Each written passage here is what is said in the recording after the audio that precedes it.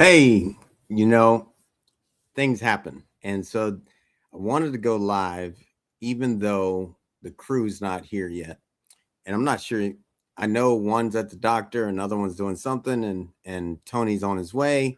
Another one's got another thing going. Dr. Vibe just showed up. So we're gonna have at least he and I, and then Tony will be here. So hey, things happen. I was late too, and it's okay. And so as I look at this conversation today, we're talking about what makes a man. And so I'm excited for this conversation because heck, maybe I'm not even a man. I know I'm a man. So let's get into this conversation and excited to have you here. Peace. When I am asked to speak, I embrace the calling. It is my responsibility to make sure to leave everyone inspired to elevate in all aspects of life. In the 26 states and 10 countries, it has been my energy that is infectious and magical. The impact elevates everyone to new heights. It's time to conquer our challenges. Relationships across the board, communication gaps, fear of the unknown, limited beliefs in all that holds us hostage in life. The path to power is peace, and peace is the power to live by. The unique perspective that I bring to the table inspires all, professionals, executives, students, coaches, and athletes, to reach their highest potential. That is why I, Sid McNary, am known as the secret weapon. Whether it is tackling mental health issues, success in business, or winning at life, every moment counts. Get ready to receive the tools to win. It's time to win at everything. Let's connect today. Peace. All right. Yeah, I love this. I love my life. Like I'm just loving being able to be engaged with people, and thank you for those tuning in and all the people that are listening and all those things. And so let's get it started. Dr. Vibe is here. Tony's on his way, so he'll be here in 2 minutes. Dr. Vibe, what's good? Everything's good. What's cracking? What's cooking? Look at you, man. You got the red on. You know, red is like famous people. Famous people supposedly wear red. Like literally in my Really? Yeah, like in my yogas in my ashram, they made us paint one wall red, feng shui, because it was the wall that signified fame when people walked into that direction, which was to the south, obviously. And so we put all the teachers' pictures up on that wall and all types of stuff. And here you are on red, big red day. So what's going on, famous guy? You know, no one's ever called me a famous guy. I don't know if it's been infamous or famous. No, everything's going on. We're just hanging out here. You muted yourself. Did I mute you? No, you muted yourself. I muted myself. Sorry about that. And look, I've done over 6,000 of these things, and I still mute myself. So it's all in the game, right? No, you asked what's going on. We just had another like 3 or 4 inches of snow in Toronto last night. So it seems that winter is not letting go. It's been quite an extended winter up in the Toronto area this year, but it's okay. It's all right. Actually, I went to the doctor this morning and I left and I came back and said, "Oh, I don't have my water bottle." And I didn't spend time taking a deep look around the house. So I went there and I say, I'm going to be late. Sid's going to be mad at me. Came back, did like a 2-minute look, and it was there. So I'm going, you know what? So this is one of the things, not being at peace. So when I'm not at peace, the little things or the obvious things I forget. Right. So I think leading into your conversation today about, I think being a man is being at peace, but also when to be, and I don't mean in a physical way, but also to when to be at war. Yeah, to be going after it. I mean, you know, the one thing that I would say is like, and this is something that, all right, I asked Chat GPT. I asked it this question. Give me 10. This was the prompt. 10 things that I may not know about myself that I need to know. 10 things I likely don't know. And one of them was, eventually after we went through this rabbit hole, was to get okay with time, because that's not a real thing. And so like and it shows up today, like you were right on time. Tony's on his way. I had a meeting that I just got in right before you. Right. So that, hey, yeah, I wiped my brow when I saw, he hasn't started, or he just started. I'm going, good. Right. Like it's perfect. It's perfect timing. And I'm not sure how to navigate that 100%. Right. Like in the sense that, do I just, I'm just going to be the free Willy, like, but it's, yeah, it's interesting that way. Cause I think we can get caught so much on this time thing that we actually miss moments. Yeah. Well, and it's so good to see Erin. Yeah. Wonderful. Hope her and her family are doing fine and safe. Long time no chat. So many things that you laid down there for us as men, because on average, we do not live as long as women do. Right. 75 versus 84. And one of the things that one of the many friends that I've had on one of my shows said a long time ago, that time never lost a fight. No, it's the number one killer. Like we worry about all these other killers, right? Cancer, heart attacks, all these things. The number one killer is time. Yeah, right. So I'm going to lay down a definition that I saw about a man, and let's see where this leads us. This definition says a man is someone who takes responsibility for his life, his impact, and his relationships, not just his image. Well, I guess I'm a man then.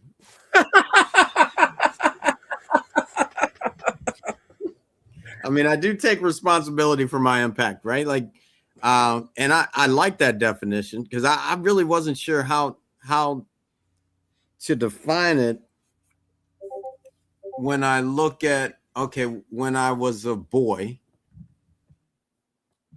what transitioned me, and Tony's here, from being a boy, what transitioned me to being a man? Give that definition one more time, because Tony didn't hear it. Hey, what's up, Tony? How you doing? What's up, Dr. Vibe? Good to see you. Good to see you.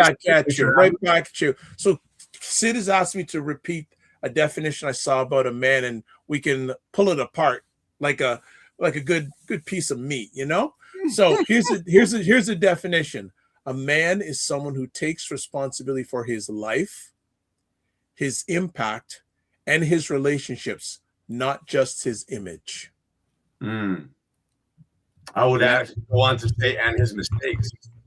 Well, that would be life, right? Like, I think mistakes would line up in there. You would, but there's plenty of people that would dissect that away, because we're living in a bit of a victim society, which kind of affects the very thing we're talking about, right? The everybody who's always a victim of somebody else, that is not a masculine trait, as an example, in my opinion. Well, right. Okay, great. So then victim is not manly. Well, no, fake victim. There's real victims. And you've heard Jason Cisneros talk about this quite often. There's real victims in the world. There's real victims of oppression. There's real victims of slavery and torture and abuse. And there's real victims. And there's a whole bunch more people, like multiples of them, that feel they're victims, even though they're not victims at all.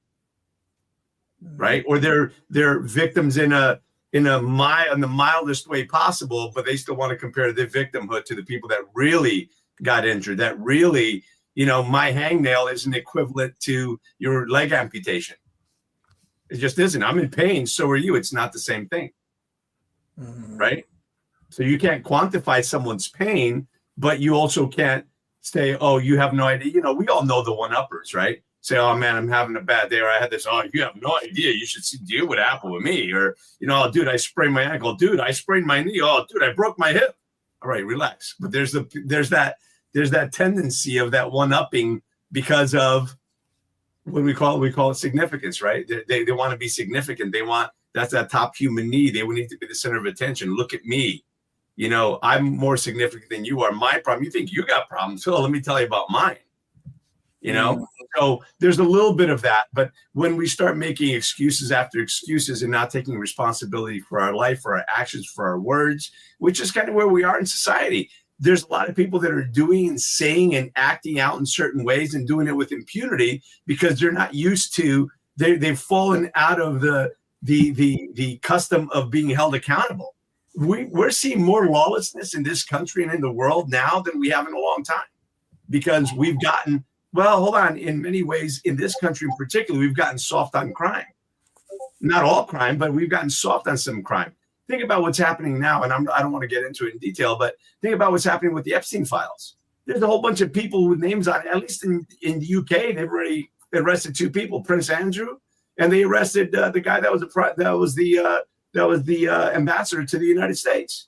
And in Amsterdam, they arrested someone too. Where are the arrests in this country? So because and people are seeing this and seeing the depravity and seeing the crime and seeing the violence and seeing, I can't even imagine. And Sid and I have been exchanging information and talking about this quite a bit. We're seeing this, but we're being desensitized because it's there all the time, but nobody's getting held accountable for it. And that's a problem. And that's where the lawlessness and the broken window theory comes in.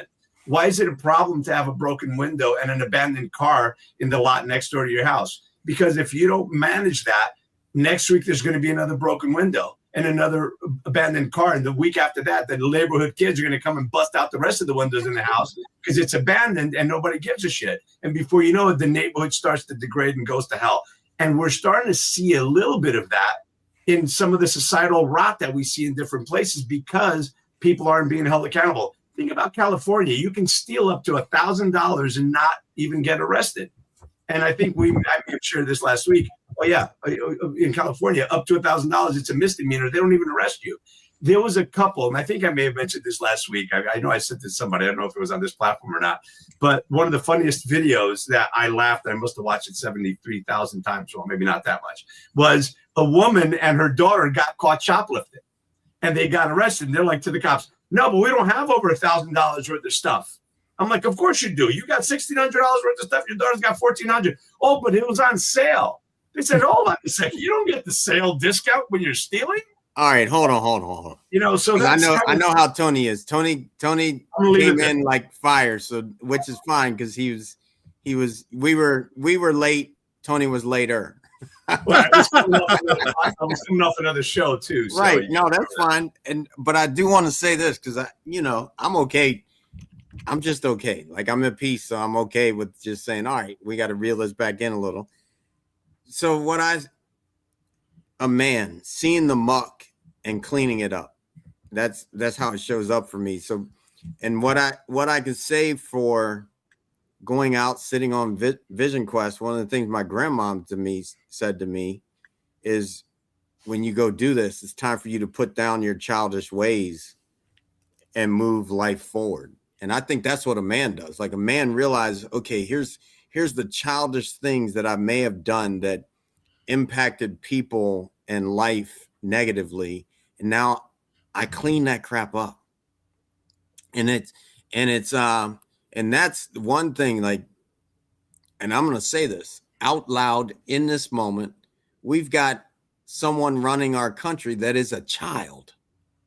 That's a problem. And people voted for a freaking child because it hasn't changed. It's been the same thing. Like a man doesn't do what this guy is doing. A man doesn't go and imitate people on live TV with children watching. See, that's a child. I have a hard time with that. I have a hard time letting that child run our country and run, in many ways, the world. It's a problem. We got to get some men, people that recognize, all right, this is a childish way. This thing that person may be doing is not elevating other people. Got to put it down. Got to change. Now, we can go beyond. Like, It's not just childish ways with that one. It's Epstein files. I don't give a. Once you realize that the Epstein stuff is happening around you, if you show up multiple times, you are a definite part of the problem, which isn't a man. A man to me says, I'm going to do my best to step in a way of what God's doing for everybody. Oh, you step in to stop the violence when you see the violence. And that's what we see so many times. You know, that young woman from Ukraine that got her throat slashed and nobody did anything. The people that get set on fire, that there are people there and nobody, men and women, nobody steps up because out of fear of repercussion. Then again, the last guy, the Marine that subdued someone, unfortunately, the guy died. He was tried for murder. Meantime, he was a masculine man trying to protect the other people on the train from someone who apparently has lost their mind. And again, things happen. It's a sad situation. I understand what you're saying. You know, there are some childish things that are being done by the sitting president. I think there's also a lot of good things that are being done. I think that, and not that. Give me one. Give me a good thing. I think that, as an example, I think that he's resolved or helped resolve 8 international issues that have been longstanding for decades in some cases around the world. 8 of them. Right, including. Give me one, because I need to. I have to look. I don't want to misspeak and then look foolish. So, but there's 8 conflicts. The one in Africa, the one between Pakistan and India, the one in the Southeast Asia. You know, the even the situation with Iran and Israel. Of course, that's heating up now again. But there's a lot of things that he did that, I mean, think about. Again, I don't want to make this about defending or attacking the president or anyone else, but the reality of it is, you know, we do live in a country that you're innocent till proven guilty, and he's right now the only one that's guilty till proven innocent in all that sphere. Where's I wouldn't say that. That's not true. Like, we got people that are innocent in jail, so they weren't proven 100%. guilty. Listen, I agree. 100%. He ain't the only one. Like, I'm not good.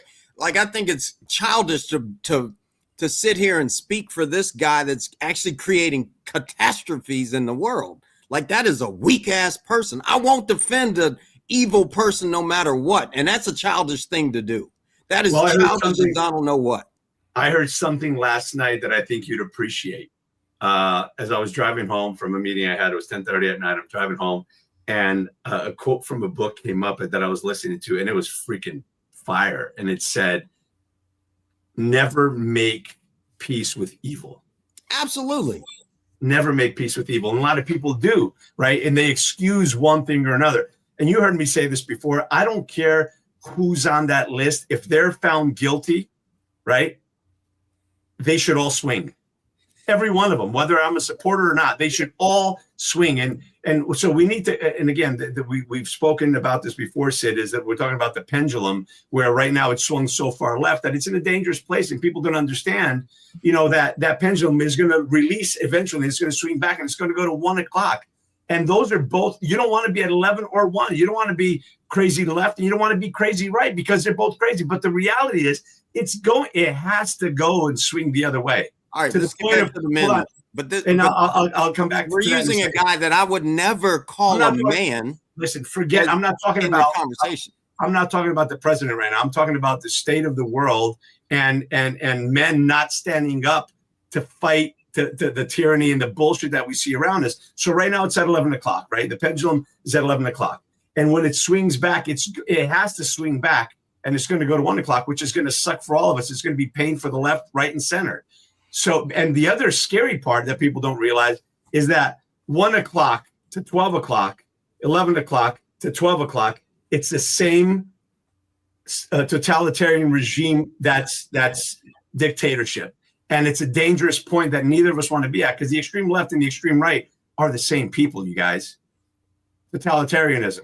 It's evil and absolute control. So we can't let that happen. That's why there's got to be checks and balances so that we don't swing all the way to the left. Yeah, but I want to be on this conversation of men, because right now we got somebody that I would 100% say is not a man running the country. Because when it comes to a man that's running a country for me, like running a team, like I really love the Renaissance period. You can have the kings just meet in the middle and fight it out and be done. These people want to hide behind other people. That ain't a manly thing for me. I agree with you. I think we should bring Walk in my back house, I'm tools. gonna knock your teeth out.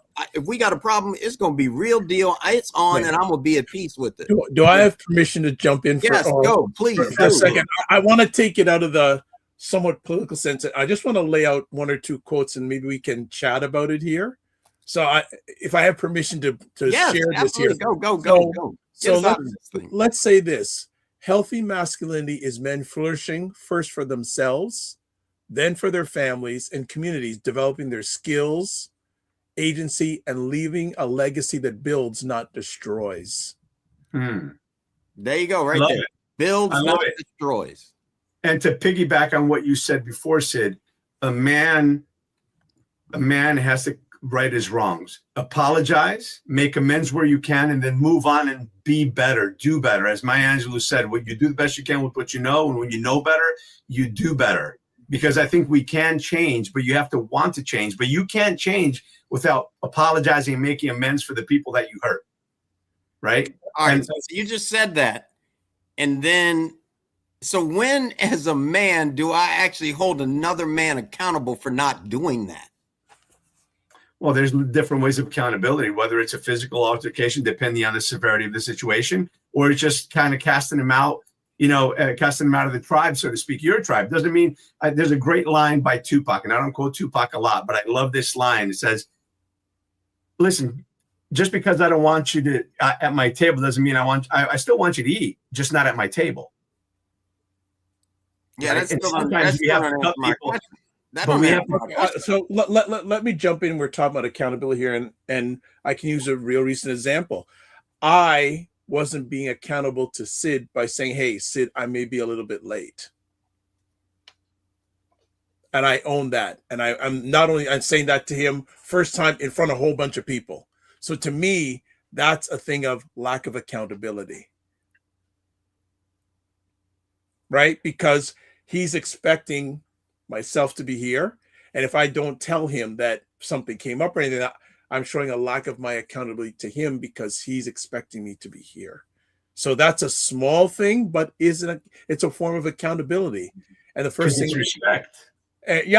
Well, see, and that's the thing. My dad, and I will quote him all the time, he said, even when I was growing up, he says, son, I don't care if you're picking garbage on the street, treat people with manners and respect. And that to me is part of manhood, respect and manners. Absolutely. Right? And the problem that we have in today's world, in the younger generations, and even people of our generation, because I think we're all probably pretty darn close in age, is the lack of self-respect. And when you don't have self-respect for whatever reason that happened, whatever story that you had in your background, when you don't have self-respect, you can't respect someone else, right? And it shows. So again, being on time or letting people know ahead of time that you're going to be late is a sign of respect or a sign of disrespect if you just don't show up and you ghost someone. Dude, the worst thing you can do to me is ghost me.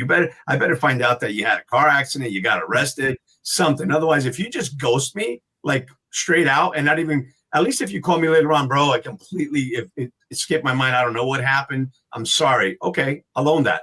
But if you ghost me completely, don't say anything, or you ghost me 2-3 times in life. I still want to go back because I don't feel like you got answered. When will we hold another man accountable for what you're saying, the respect, the caring about other people? When are we going to hold? Because that to me is part of being a man. I'm ready now. I hold people accountable in my circle. You just offended one. He's not in my circle. Yes, he is, because you voted for him. But I did vote for him, and I'll say that loud and proud. And I hope that he's innocent of that. No, if it's true, he should swing like everyone else. I'm not talking about just that, though. He has done a bunch of unmanly things his whole life, and nobody's holding him. So many, and I'm going to say this, so many people that aren't men voted for him because they aren't men either. So then we got a problem with this non-man running the world. That's a problem. Well, I'll say that we haven't had men running the world in this country. Look at what's happening in Europe, in the UK specifically. There was a woman that don't run from this. let's not run from this. Hold I'm on, talking about this one person. When are we going to actually hold somebody accountable? I don't want to run from it. And I'm a piece of challenging. I'm going to come right back to it. I just read something I just read something, an article this morning from the UK that a man violently killed his girlfriend, stabbed her 258 times. Okay. Got arrested, went to court. The prosecutor asked for 10 years, only 10 years for stabbing this woman 258 times. The judge or the magistrate, whatever they call him, reduced the sentence to 5 years because his low level of IQ, and he just wasn't accustomed to living in Europe. Absolutely insanity. If anything, you should give him the 10 years and maybe castrate his ass so he doesn't contaminate the gene pool. But the problem that we're having here is, again, it's that lack of accountability and holding people accountable. And I'll tell you what, as bad as the current president might be, where have the real men been in the last 20, 30 years leading this country and others? It opened up the opportunity for this guy to come in and people like him, because ultimately, as bad as it is, we need somebody that's more radical to try to break that line. Because if we keep going on the trajectory that we've been going on for the last 10 years, we're screwed, guys. Men have to stand up and start to fight. And if you see something bad happening on the street, I don't care if it's an old lady that's running out of the shopping center with a cart full of freaking meat, more than she can ever eat the whole year. I'm going to tackle her ass. I'm either going to stop her or I'm going to stop her one way or another. So, because understanding that when we let that broken window, no, you're not. I'm calling BS on that. No, you're not, because you're saying these things, but you voted for something that was already like that. No, so that's not true. I didn't vote for Gavin Newsom. This is the stuff that's happening. I'm talking about. Wait. Time out. I'm talking about you voted for a guy. I don't give a darn what anybody says. This guy went on TV that everybody saw around the world and imitated a handicapped person. I don't care what the reason was. He imitated a handicapped person, and people still vote. That ain't a man. And the people voting for him ain't men either. Would Joe Biden or Kamala Harris be any better? Stop trying to make an evil for an evil. No. Listen, you've got to look. These are the two candidates. Either you're going to have the fraudster from Minnesota as the president. Don't vote for any of them. Listen, but hold on. One heartbeat away from being the president. You're full of it. Don't vote for any of them. But brother, I understand. If nobody gets voted for, we have to have a whole new pool. So don't do it. That's not true, because just because you vote doesn't mean hold on. Just because you vote doesn't mean that nobody's going to vote. Somebody's going to get in, and then the worst of the two evils is going to get in. So everybody that voted for it that didn't vote for something they really wanted is full of crap. See, because if you bring me something I don't want, I promise you I ain't taking it. But most people don't have that level of, in my spirit, that makes a man. You bring something to me I don't want, I will stand there no matter what and say no. Most people won't do that. Tony froze perfectly. Sorry about that, guys. We with the storm that we had yesterday, so we had lost the last minute. Dr. Vibe, go ahead, man. What you got, Dr. Vibe? So I'm gonna see if I can pull the conversation away from the somewhat political sense. Let me ask then, because we're having a challenge with where many men are at, where does the frames come in? It all starts at home. That's an interesting one. I think it starts at home. And again, this goes back, and this isn't political, but this does go back to the government. In the 60s, when all these social programs came out, and now all of a sudden the government is taking the place of the father in many cases, where now it just divorces become all rage. They didn't have a man at the house in the first place. If the government can take over, then you ain't got a man at the house. I was born in 1970.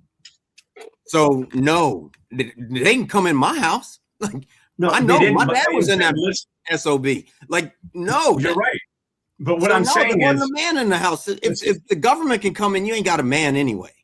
Exactly. But it's the breakdown of the family, of the nuclear family, has been fast tracked by the government by subsidizing single parenthood, by allowing certain amounts of fraud. I was speaking to somebody today. There's a big community in but we got to get to the root, though. Like, the root says, It isn't because of the government. It's because the people weren't there in the first place. Because the fathers aren't home.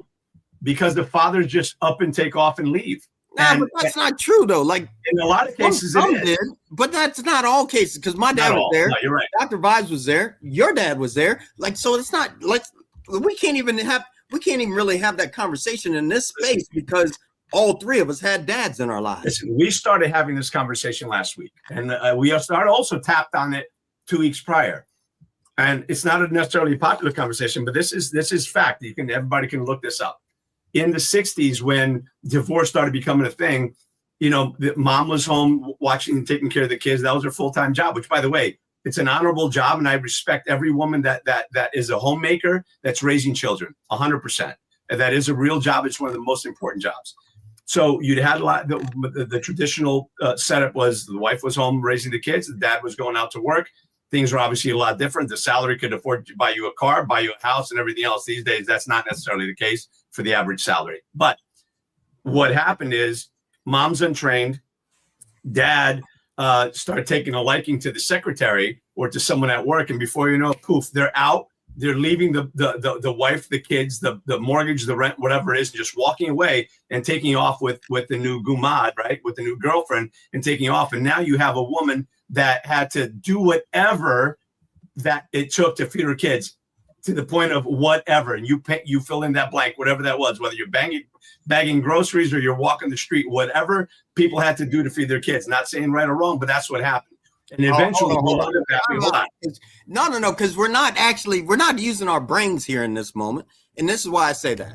You just said about divorces in the 60s.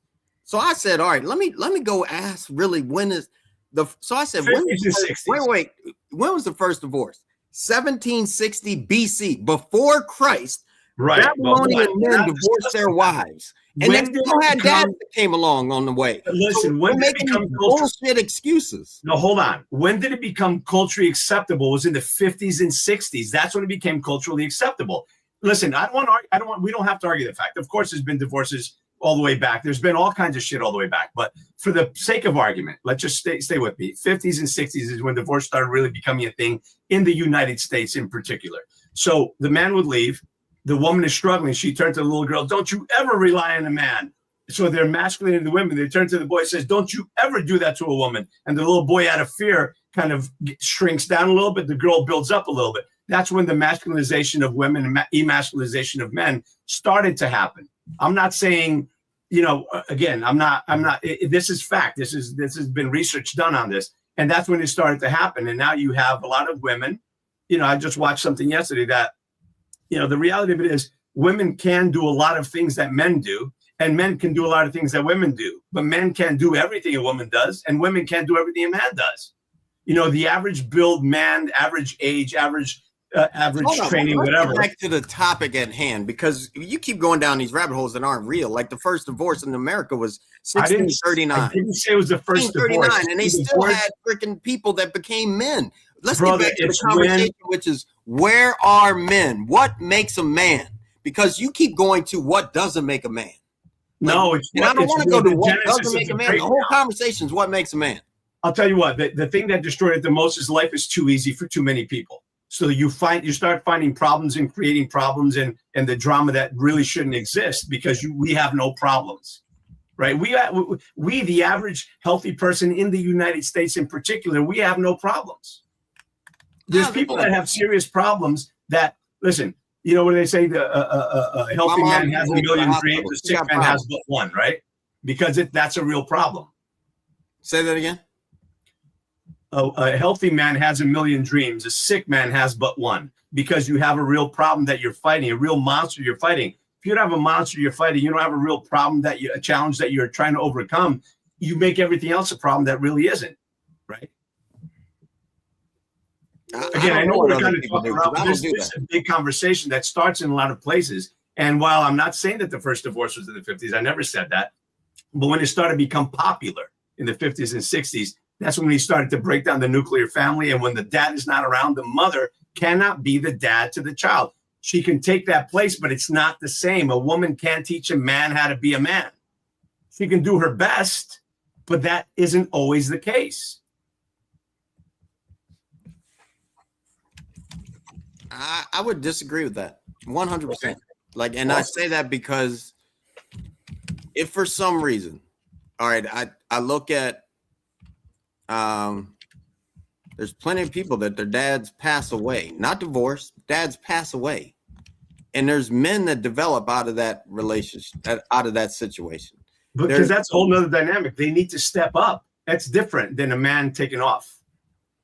They need to step up. What's different about it?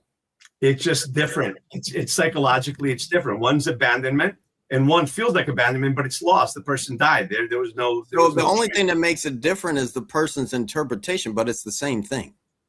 There's not a man there. And it depends on how the support system around the family, how they react. Do they have a support system? I mean, there's a lot to, again, this is a monstrous, huge conversation. And the things that I'm bringing in, it may seem like they're far-fetched.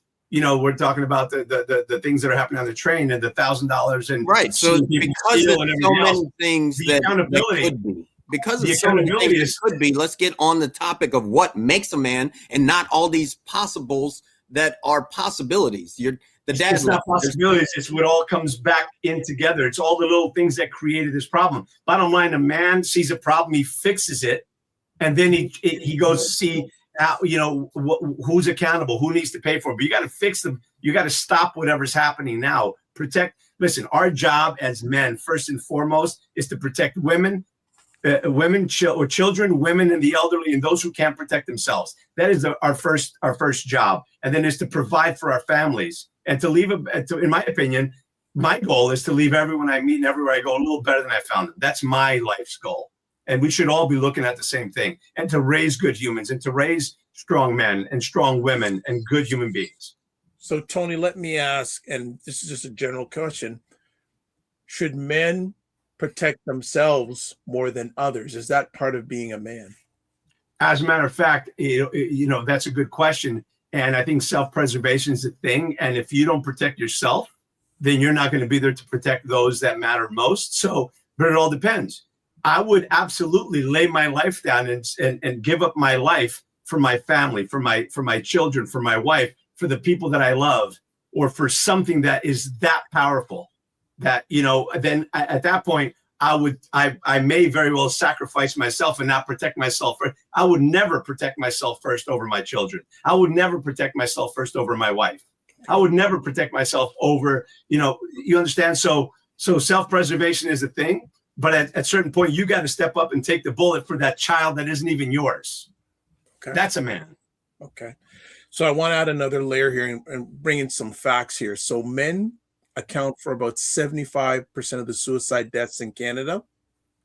And a recent survey found that 1 in 2 Canadian men feel socially isolated, with 73% of men living alone reporting isolation. In the US, men die by suicide 4 times more often than women, and almost 1 in 10 experience depression or anxiety, and yet less get half treatment. So then with the facts I just shared, is it also being part of a man being willing to admit you need help?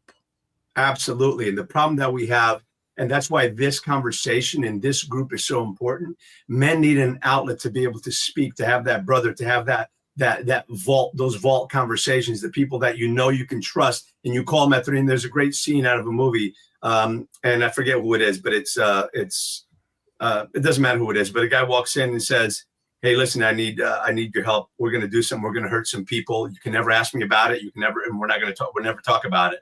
He says, "Okay, whose car are we taking?" We all need a friend like that, right? Somebody that isn't going to ask questions, is going to stand by you. And listen, I was suicidal at 16.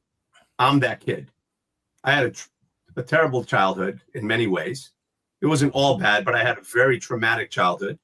I was suicidal at 16. Twice I had the razor blades up to my wrist. Twice. One time I scraped. Didn't do it because I didn't do it because I didn't want to do it. I didn't do it because I didn't want my mom to go through the pain because she didn't deserve it. Right? And God has a sense of humor, so he killed me on my 18th birthday. Not to make this about me, but that was kind of my journey, my experience. And I've battled depression my whole life. And it took me a long time to even fall in love with myself. I was in my 40s and I've been doing this personal development stuff for a long time. I knew better, but it took me a long time to finally be happy with me and love me. Right? And I think that that's the most important thing, because that is a self-preservation. That's what we need to work on as men, is to really be okay with us and love ourselves so that we can step in and do what we need to do when we need to do it. But the reality of it is we need to ask for help. I watched the video the other day that was heartbreaking. It was a woman say, hey, asking men, when you're really struggling, who do you turn to? And then it was just man after man answer the question. Nobody. I'm alone. Nobody gives a shit. Nobody this. We're only as good. And it was, I got the chills. It made me emotional just watching this. But there are so many men that feel that way. And I'm here to tell you that you are not alone. Whatever you're feeling, other people are feeling through it. Other people have grown through it. If you're having that feeling, call. I don't know what the number is, so maybe we can pull it up real quick just to make sure we put it in the chat. But, you know, reach out. There's always somebody willing to help. Call a friend of yours. Call a family member. Call your neighbor and just tell them that. Call another man and say, listen, I'm having trouble, man. I need to talk. Go to the hospital. Go to the police station. Go to the firehouse. But most people don't have somebody that will actually listen. I mean, I can look at this in this moment and I'm like, we can get caught up in this. I got to hear myself like that. And so that I want to know what is a man? Like a man can listen. And these ones that can't, you're not a man. You haven't even looked at your own stuff to dive in and really see. That's what I want to know. Like, what makes a man, so that somebody that actually is watching this can say, oh, I need to do a better job at that. And that's to me, that's a big place. Like, all right, we got to be able to listen, because a man to me is somebody that can sit there and say, okay, I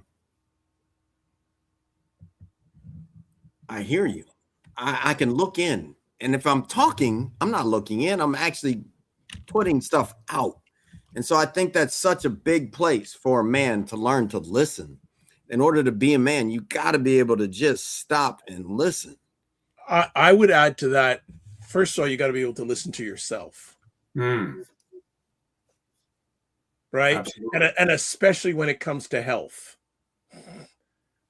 You know, because again, I just came from the doctor. I listen to my health and I don't just put it aside, because to me, the body is the most immaculate construction piece ever. And if you're ignoring that, it's you. But I think you got to listen to yourself. And, you know, we always talk about in relationships intimacy. I say to men, into me see. Ooh, love it. Into me see. So if there's anything I want to leave with anyone watching this live or on replay, man or men, those who love men, have men look into themselves. There's an old Elton John song, and one of the lines is it says, look in the mirror and stare at myself. Wonder if that's really me on the shelf.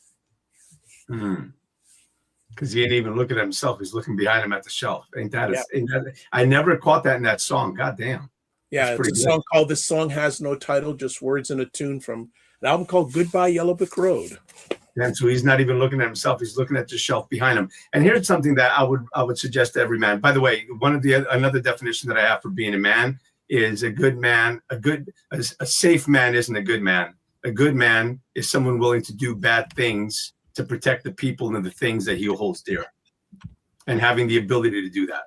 So going back to what we were just talking about, and I just lost my thought. I lost the thought that I was going. But again, it's being ready for and being prepared. You know, they say the best way to get ready is to stay ready, and it's important to kind of stay aware, be aware of your surroundings. I think that's a big part as well. Just being aware of your surroundings, right? Being aware of who's around you, and how, again, being able to protect and defend not just yourself, but the people that you care about. I think that's an important part, because there's so many people today that don't know how to do much. You know, how many times have you seen, you know, a guy with the beard standing there while his girlfriend is changing the tire? Because a beard doesn't make a man, by the way. Let me just tell you, a shaved head doesn't make a man. A beard doesn't make a man. A handlebar mustache doesn't make a man. None of that makes a man. Tattoos don't make a man, right? It's what's on the inside, not just what you see on the outside. Understood. I think that No, I believe that especially manhood is defined when you're going through the roughest part, not the best part. 100%. And I always say that there's a gentleman, he did it for a while. He had something called a board of directors. And what he did this for about 3 years. And every month he would get us together and he would share everything that was going on in his life. And he would take our thoughts and comments. So even if a man has one member of their board of directors, that's a start. Yeah. And we need that. I have a weekly, I mean, aside from being on a call with a couple of guys, including Sid, most mornings, I have a weekly call on Thursday with two of my brothers. And we just talk about life and we talk about what's good, what's bad, relationship, health, business, money. And they're playing at a really high level. And I think that's important. We all need that, right? We all need that in our life. We were built for relationships. We were built for relationships. Yeah. And you got to watch your circle. Make sure that the people that are in your circle, you know, the one thing that I'm going to say this loud and clear, don't take advice from anyone you're not willing to switch places with. That isn't living the life that you want to live, because they're going to give you advice on something they have no idea about. Right. All right. I'm going to add this into this our way of being. And I think if people took this off of like a platform like this, it would actually cause men to be more elevated, not just be a man, but it would cause men to be more elevated in their way of being, which would be like when we have the talking stick in the my people's ways. If you had the stick, you don't get the stick back when you pass it. You don't get it. It can't come right back to you. You need to sit and actually listen and feel into yourself before commenting, before getting the stick back. And I think we need to do that here, because I think there's something to a man can think twice before freaking speaking. Because like I really look at that. Like even when I watch older people that I don't know if you're a man. I'm not nobody here. I'm just saying I've seen older men that are very reactive, and that ain't a manly way. Like not for me.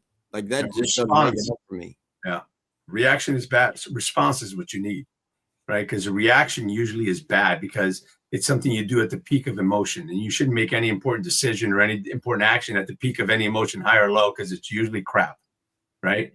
You need to kind of get neutral before making an important decision, whether it's out of fear or whether out of ecstasy, so to speak, the two extremes. If you make an important decision done at any one of those two extremes is usually the wrong one.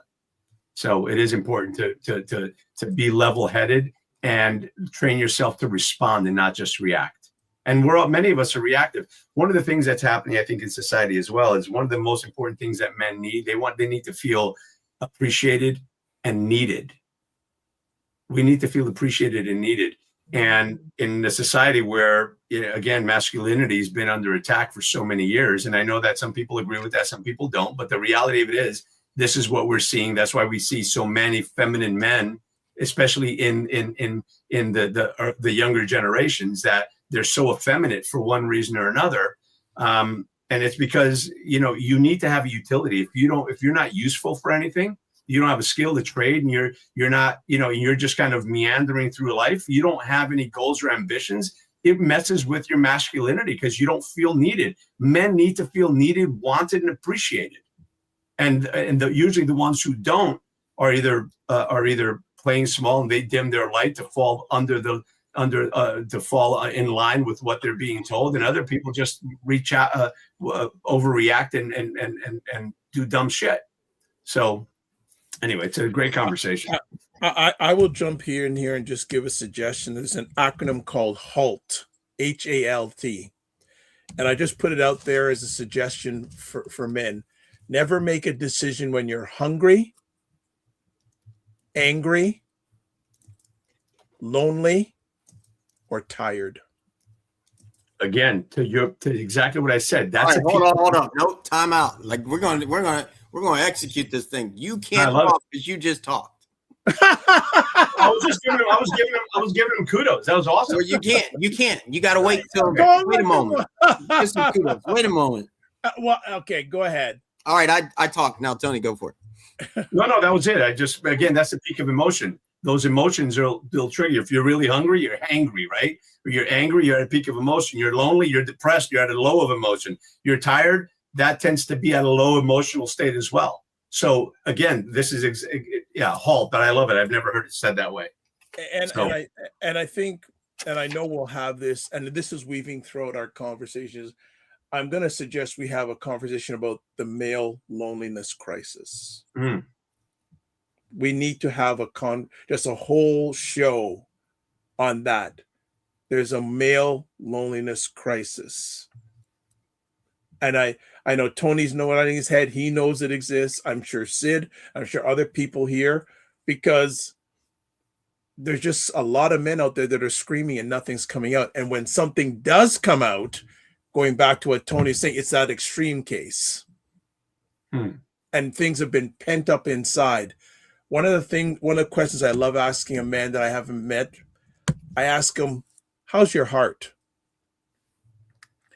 And many of them will tell me, oh, well, I work out 2 or 3 times a week. I said, that's not the heart I'm asking about. And when they look at me, they go, what do you like? They're going, what are you talking about?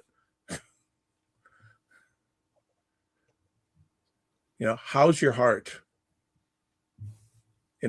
I love asking men, is there a dream, goal, or desire you've never achieved and you've given up on? What have they given up on in their life? Because there's a lot of I think there's a lot of men out there that are very suppressed internally. I'll just leave with that. Well, the thing that comes up for me with that is, I just look at, I've tried posting 988 for the U.S. suicide link on YouTube. I tried posting it as Canada's 988 on YouTube. These are all rejected. I even tried doing your HALT acronym. It rejected it.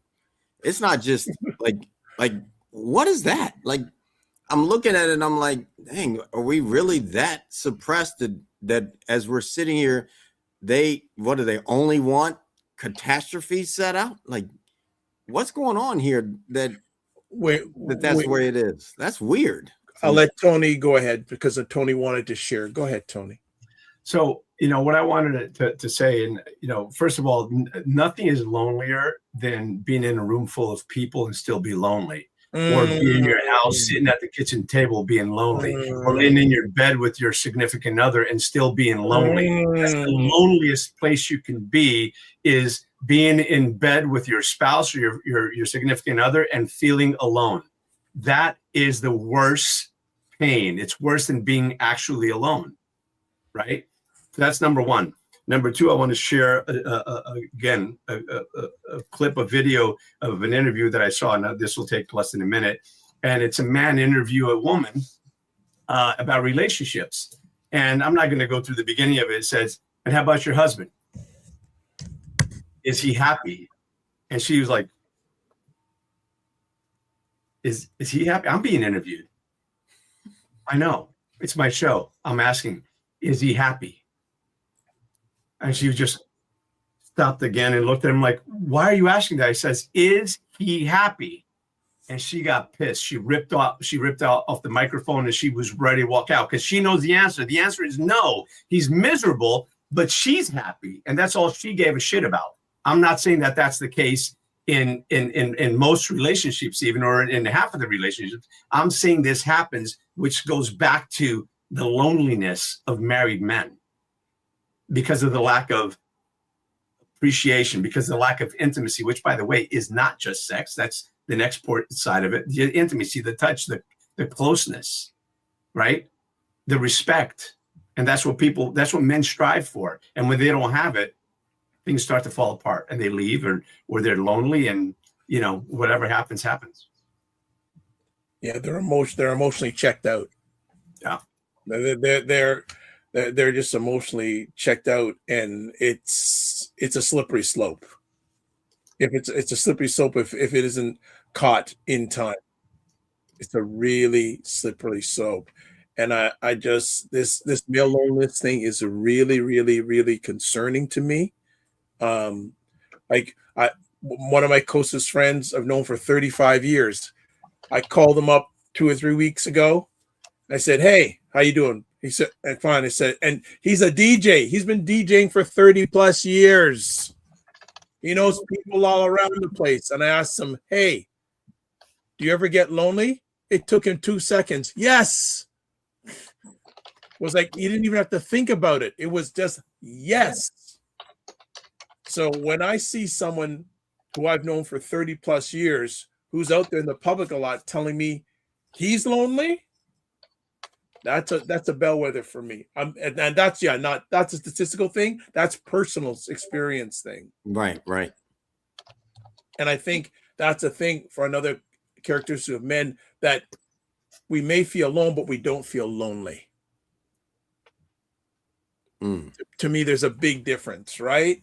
So yes, we all need our times of being on our own, etc. But we can reach out to somebody. Again, I use the example, the 3 a.m. call. Can you make that 3 a.m. call? Because if you're trying to do it on your own, I'm seeing too many young men go before their time. Yeah. Agreed. Or not taking care of. I've seen men. I've got a friend of mine now that he's in a bad way in the hospital. He had a minor heart procedure, and now he's on life support. Pretty young guy, around 50 years old. Actually, go ahead. Sorry. And yeah, no worries. And and again, we have to take responsibility sometimes. And I mean, it's bad. It's horrible. And I got such a freaking amazing guy, amazing family, and hopefully he pulls out. Yet we got to remember to take care of ourselves. There's a beautiful saying that it was a man talking to his wife, and she said, "Well, what do you want me to do?" And I don't know if it was the wife or the man or the husband that said it. It says, "I promise that I'll take care of me for you if you take care of you for me." Stop trying to. It is about taking care of each other, but if I'm taking care of you, but I'm not taking care of me, I'm dead 20 years before I should. Was it good that I took care of you and pampered you? Now you're not ready for me to leave 20 years early, and now you're living without me. So it's more important to take care of me. I tell my wife, I used to say it jokingly, but quite serious. I said, "Babe, I need you to take care of yourself. I need you to be okay." And it's for jealous reasons, because I need you around to take care of me and the kids, right? And I say it in a joke, but it's absolutely true. 100%. I need her to take care of herself so she can be there for me and with me till the day I die. And I want to take care of me for her, so I can be here as long as I can for her. Yeah. And that means for our friends, for our family, for our parents, for our nieces and nephews and grandchildren. And you understand, that's what we need to focus on, is taking care of ourselves so we can be there to take care of those that really mean something to us. Because what difference does it make if I take care of her, wait on her hand and foot, if I'm gone in 6 months? Well, yeah. Yeah. I think for men and those who love them, for many men, a shift happens when you hit 30 years old. A shift happens because you're not a young guy anymore, but you're not an old guy yet. And then you get into the 40s and 50s, you have that midlife crisis thing. And there'll be some guys, "Oh, well, I want to do this because I didn't do that because when I was young, I didn't have a chance," etc. But the most valuable thing, as Tony said earlier on, the most valuable thing a man has is time. And as you get older, like I will tell you honestly, I know that I'm on the back 9 of my 18 holes of life. And that we don't, I don't see them that much anymore, but they have those calendars that have the boxes for each day. I challenge men, what are you putting in that box each day? What is that? My dad is still around, and I asked him a few years ago, I said, Dad, is anything on your mind? And I think this is a great example of manhood. He says, well, the only thing I'm concerned about is, did I do enough for my kids, or have I done enough for my kids? That just went to me. Like at his age, saying, did I do enough for my kids? For him to even think about that means that he's still thinking and caring about that at his age, where all his kids are grown, but he still has that care in him at that age. Yeah, I look at just all I can really relate to is my own life and how, it's shown up for my dad, or how it shows up the people in my life. Like I can somewhat relate to you all because you're in my life and have been for years now. Yet what I know is what's right in front of me. Right. And I would say some of the moments that caused me to realize I became a man were like talking to my dad and helping him when he's helped me all my life. Right. Like, and I'm not talking about just physically, but like mentally being able to be there and listen to him and not go back and forth, or even sitting with people that maybe it always ended up in an interesting moment. The man in me is the one that's able to bring it back down to the ground. Like the other one, like, nah, if you're just always elevating, like, yeah, I'm with the Epstein stuff and all the different things, like, okay, yeah, I get it. But the man in me, can I actually help someone live well, even in the midst of their crap? Can I actually, the man in me has been able to take people that are, I had a guy that was in training with me that was 15 years in the hole, 8 of them in solitaire. And to actually help him navigate the world, that was the man in me. Because otherwise, like the other one, the other side of me that's very easily accessible, we would have been fighting. And then we became so close. It was like, even someone once challenged me. He's like, hey man, you don't say that to Sid, I will kill you. I was like, hold up. No. Let's get back here. And it's like, I think that as I look at it in this moment, like that's something that makes a man. You don't just keep making things amok.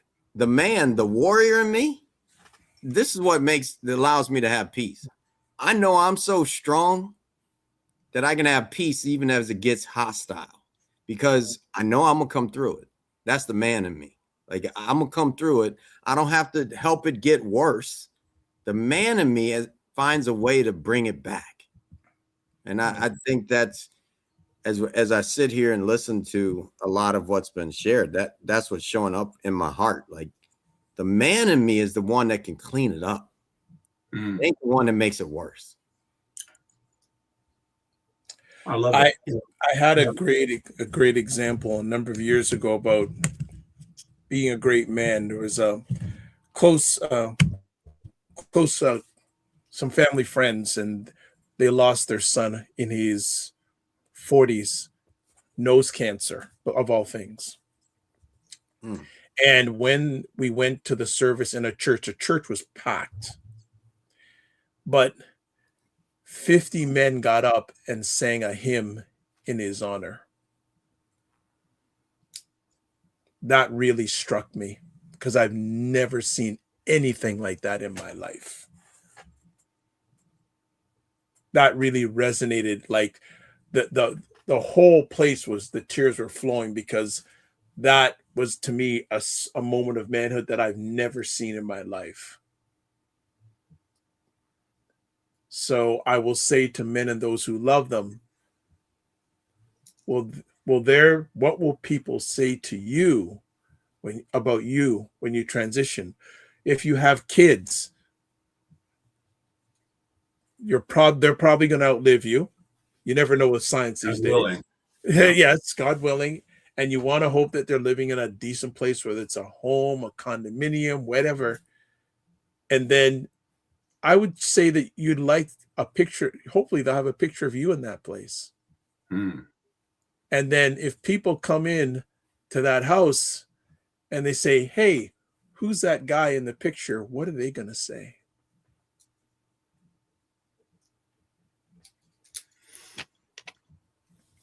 Just a thought.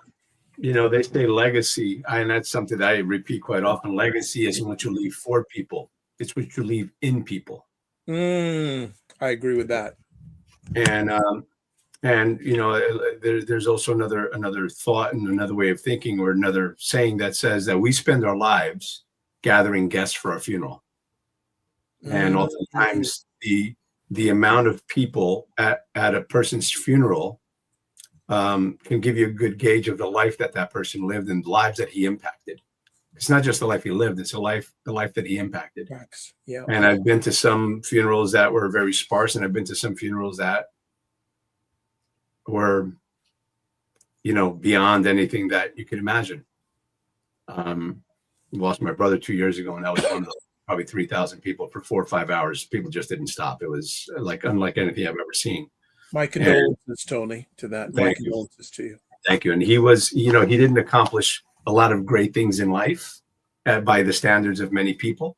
He made his mistakes, but he impacted a lot of lives in a good way, man. He was such a good dude. And, you know, and you know, that kind of leads to the next thought is that getting old is great. Aging sucks, right? You know, that's kind of a funny way of saying it. Getting old is great. Aging sucks. But everybody that died yesterday had plans for this morning. And it is in the moments of struggle and difficulty and challenge that we actually grow and become who it is we are. And I've never met a strong man with an easy past.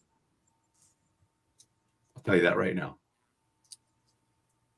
We all have to go. It's a struggle that makes the muscle that we need to endure the next challenge that may come, whether it be the challenge that you're going to face yourself or the challenge that you've got that you're going to be put in to help someone else go through that challenge. I believe that we go through the difficult moments in our lives to prepare us for what's coming, either in our own life or in the life of someone else that we get to impact. Right? So we got to embrace those moments, embrace the suck.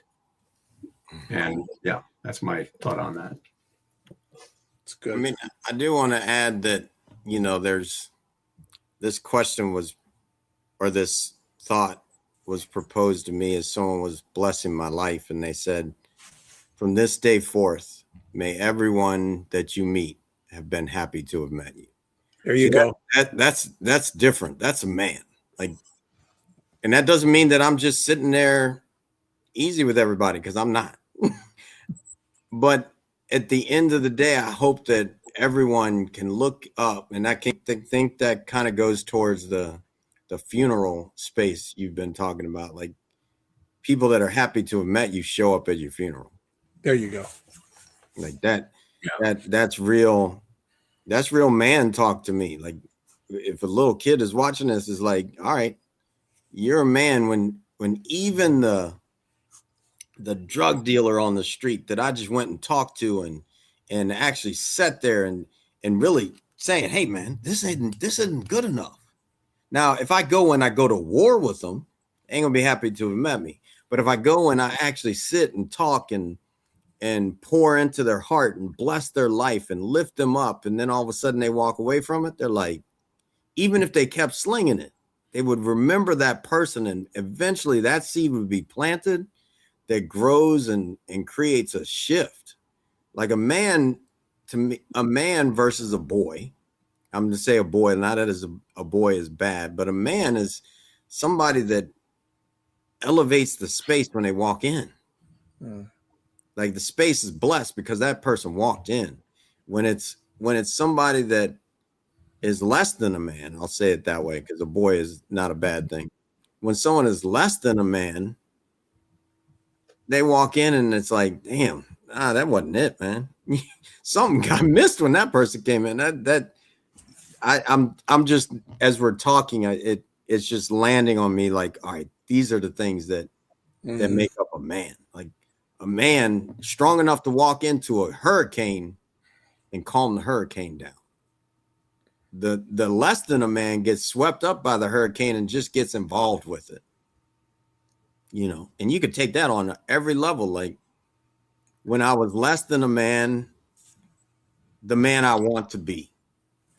I was in relationships and the relationships fell apart. I am a man and I'm in this relationship with my wife. And I see her smile every day. That's real talk to me. Like I know what it was like to be the chaos in the house.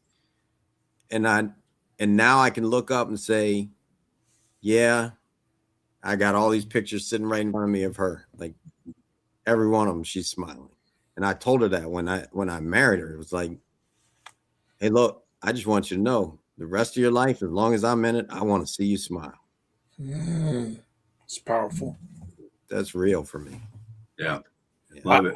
I love that. I think it's a call to action for each one of us that if there's people that we really care about, we need to tell them that. Because I was watching something a few years ago with The Rock. It was a great, because I don't usually watch TV. And one night I was just flipping channels and I think it was on an Oprah thing. And he was just sharing for about an hour or hour and a half about his life. And at the end, he said, you know, they asked him, what do you want to leave men with? And he said, lead with love. And and he was really tearing up because he didn't have the greatest of childhoods. His mother was mentally unstable. Let's just put it that way. But when he said that, lead with love, and yes, love for yourself first, but also, as Tony said earlier, you got to love. In order to love others, you got to love yourself. And it's a good love, not a selfish love. There is a difference. But, and again, piggybacking what Sid said, if you're a man, doesn't matter what age of person, they want to be around you. Especially our younger people. Because they need us more than anybody else. The young boys and the young girls need us more than ever now than anybody else. And if they want to be around us, we're doing a good thing. Can be your own kids, can be someone else's kids. They want to be around you, and you want to be around them. It's two ways, because if they'll tell if you don't want to be around them. They pick that up. You can try to cover it up, but they sense it. Yeah. I love that. Lead with heart. Well, I usually say lead with heart. I mean, with love as well, but lead with heart. Follow your heart. You know, the great line I like to say as well is follow your heart, but take your brain with you, right? Because sometimes follow our heart is going in the wrong direction, right? Because you gotta take your brain with you. Make sure that you're thinking about the things through. And look, ultimately, you know, we're all just walking each other home, right? I like that. I like that. And trying to be the best version of you that you can, a little better today than you were yesterday. Tomorrow is another opportunity to do a little bit better, to grow, to be better, to have a better relationship with yourself, to have a better relationship with your spouse, with your kids, with your creator, with your friends, with your family, whatever it is.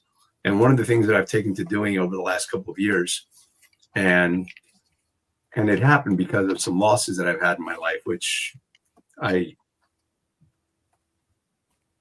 is when somebody comes to my mind, I call them because they either needed me or I needed them. So it's just an important thing. If somebody comes to your mind, you haven't spoken to them for a while, call them. They probably need to hear from you, or maybe you needed to hear from them. Man, because you know tomorrow might be too late. Tomorrow you might call and it's too late. Tony, I just want to piggyback on that shortly. Yes, it serves them, but it also serves you. 100%. Right? Yeah, because just sometimes hearing that other person or there'll be just someone who calls you out of the blue and say, you know what? And I'll tell them, you know what? I needed to hear from you. Thank you for calling. And the quality of our life depends on the quality of our relationships. And you've got to build those relationships throughout life. That's what we should be doing. We should be quite literally collecting guests for our funeral. I mean, it's a little morbid to think, but how many lives are you going to impact? What's a legacy you're going to leave, not just in the hearts and minds of your immediate family, but of those around you? What impact have you left? What footprint have you left? Or did you walk around life walking on eggshells. Well, because if you do that, you can never leave any lasting footprints. No. Sometimes you got to walk hard, you got to walk strong, but whose lives did you impact in a positive way? Because again, we're all here for that. So just love yourself, love your family, love those who love you, walk away from where you got to walk away from. And remember that you're the average of the people that you spend time with. So make sure that you're picking the people that you're around with wisely. Otherwise you're going to get stuck in that trap. But again, listen, lead with love, you lead with your heart. Make sure you take your brain with you and do the best you can with what you know. And when you know better, you do better. Love that quote. All right, let's leave it with this. I got something new I want to experiment at the end of the shows. 20 words or less, your send off. Go for it, Dr. Vibe.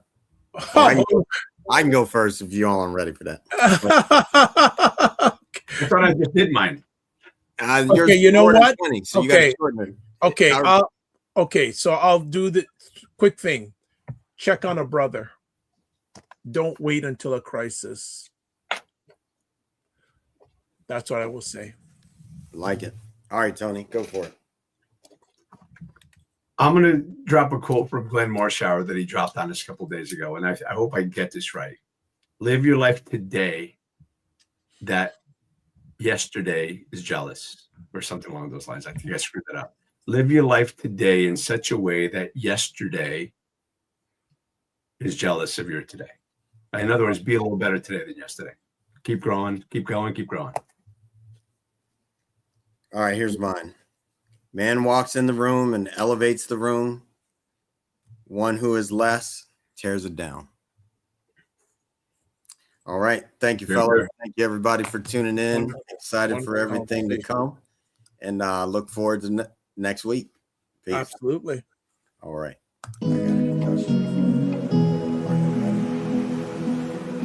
I've been at peace for so long. It seems like I've been sitting all alone. Would you know when the crew is coming through? They're the ones that will make anew. Gotta go, gotta flow, gotta choose the truth. We the ones that will raise the roof. Let's roll up and throw down. Let's go and feel the sound. Good vibes, one tribe. Can you feel me now? Be you, be me, be free. Go and take it till we bounce the beat. Take it to the streets, make 'em move the feet. I can slow it down, look in my eyes now. Just like you two want it fast. Spread them wings and make it last. God was the one to erase the past. Time to bring it forward and see the forecast. Did you hear it? Did you hear it? Lift your dreams and fill the glass. Did you hear it? Did you hear it? Lift your dreams and fill the glass. That was God's broadcast.